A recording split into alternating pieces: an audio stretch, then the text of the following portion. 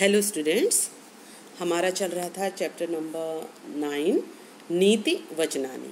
Half chapter हम पढ़ चुके थे, हाफ हम आज पढ़ेंगे तो हमारा ये चैप्टर भी ख़त्म होगा और साथ साथ हमारा यूटी 3 का सिलेबस भी ख़त्म हो जाएगा। ठीक है, यूटी 3 में हमारा चैप्टर नंबर 9 तक आ रहा है, तो ध्यान से सुने। वरुणः वरुण तात क्षमस्व अहम तवाज्ञा पालयामि मधुरम च वदिष्यामि। वरुण कह रहा है तात पिताजी क्षमस्व मुझे क्षमा करें।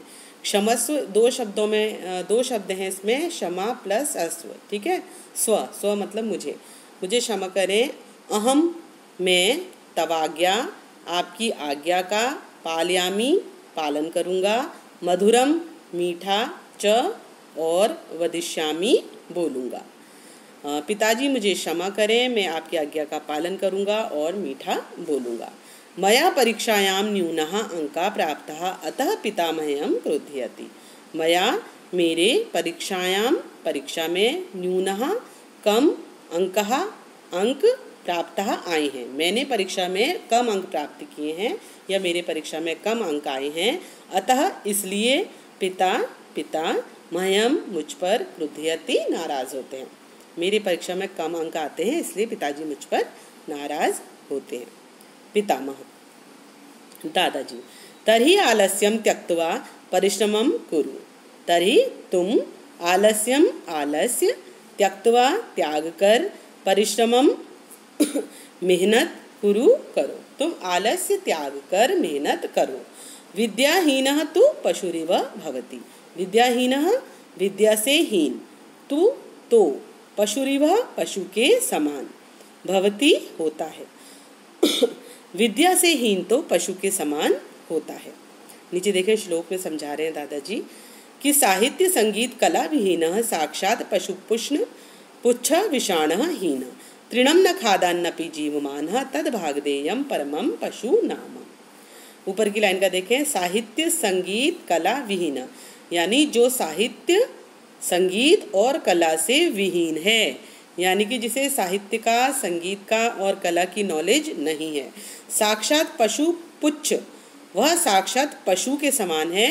पुच्छ यानी पूंछ, विषाण यानी सींग, हीना मतलब हीन के बिना, वह पूंछ और से सींग के बिना साक्षात पशु के समान है। नीचे की लाइन देखें, तृणम न खादान्नपि, तृणम घास, न नहीं, खादान्नपि खाते हुए भी, जीवमानः वह जीव, तद भागधेयं परम पशुनाम पशुओं में भाग्यवान है। पूरे श्लोक का अर्थ देखें कि जो साहित्य संगीत और कला से विहीन है, अर्थात जिसे साहित्य संगीत और कला की समझ नहीं है, वह पशु के समान है। चाहे उसकी पूंछ और सींग नहीं है, वो एक अलग बात है, तो वह पूंछ और सींग के बिना पशु के समान है। और वह जीव घास न खाते हुए भी पशुओं के बीच वह भाग्यवान है। ठीक है, यानी कि जिसको एजुकेशन जो प्राप्त नहीं करता है, जो साहित्य की शिक्षा नहीं प्राप्त करता, संगीत की शिक्षा नहीं प्राप्त करता, तो वो किसके समान है? पशुओं के समान। ठीक, दूसरा देखिए, अहम जानामि यत् त्वं कुसंगतिम अपि पतितः। अहम मैं, जानामि जानता हूँ, यत् कि तुम कुसंगतिम बुरी संगति के कारण अपि भी पतितः घिरे हुए हो। मैं जानता हूँ कि तुम बुरी संगति में घिरे हुए हो।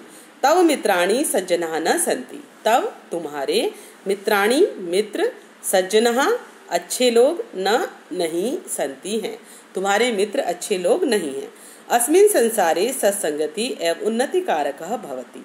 अस्मिन् इस संसारे संसार में, सत्संगति अच्छी संगति, एवं ही उन्नति कारकः उन्नति का कारण, भवति होती है।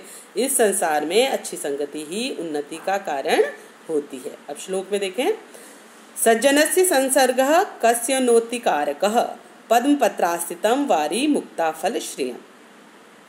ऊपर की लाइन का देखें, सज्जनस्य संसर्ग, अच्छे लोगों के संपर्क में आने से कस्योन्नति कारका, उन्नति क्यों नहीं होगी। ठीक है, यानी कहने का मतलब ये है कि अच्छे लोगों के संपर्क में आने से उन्नति होती है। अच्छे लोगों का संपर्क उन्नति का कारण होता है। नीचे की लाइन का पदम पत्रास्थितम वारी मुक्ता फलाश्रियम। पदम पत्रास्थितम मतलब है, पदम मीन्स होता है कमल, पत्रम मीन्स पत्ता, कमल के पत्ते में स्थित वारी पानी, मुक्ता फलाश्रियम मुक्ता फल यानी मोती हो जाता है। ठीक है, पानी जो है वो जब कमल के पत्ते पे पड़ता है तो वो मोती हो जाता है। ऐसे ही जब नॉर्मल लोग, सामान्य लोग अच्छे लोगों के संपर्क में आते हैं तो वो उन्नति को प्राप्त होती है। ठीक है, आगे देखें। वरुणः, वरुण पितामह अहम अधुना परिश्रमं करिष्यामि। पितामह दादाजी, अहम मैं, अधुना अब, परिश्रम या मेहनत, करिष्यामि करूँगा। दादाजी मैं अब मेहनत करूँगा। कक्षायां च प्रथमं स्थानं प्राप्स्यामि। कक्षायां कक्षा में, च और, प्रथमं प्रथम, स्थानं स्थान, प्राप्स्यामि प्राप्त करूँगा और कक्षा में प्रथम स्थान प्राप्त करूँगा। पितामह दादाजी, दादाजी कह रहे हैं साधु अच्छा यानी अच्छा है। एवं एव कर्तव्यम यह ही कर्तव्य है या यह ही करना चाहिए। प्रयत्नः एव सफलतायाः सूत्रः।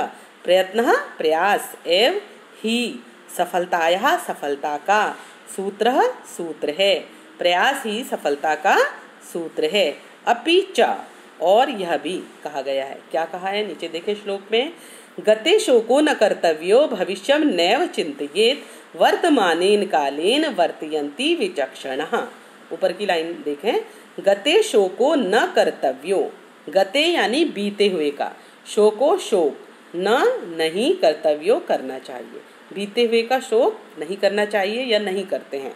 भविष्यम नैव चिंतयते, भविष्यम भविष्य की, आगे आने वाले समय की, नैव नहीं, चिंतयेत चिंता, आगे आने वाले समय की चिंता नहीं करनी चाहिए या नहीं करते हैं। नीचे की लाइन देखें। वर्तमानेन कालेन वर्तयन्ति विचक्षणः। वर्तमानेन वर्तमान समय में यानी जो समय चल रहा है, वर्तयन्ति जीते हैं या पसंद करते हैं, विचक्षणः चतुर लोग।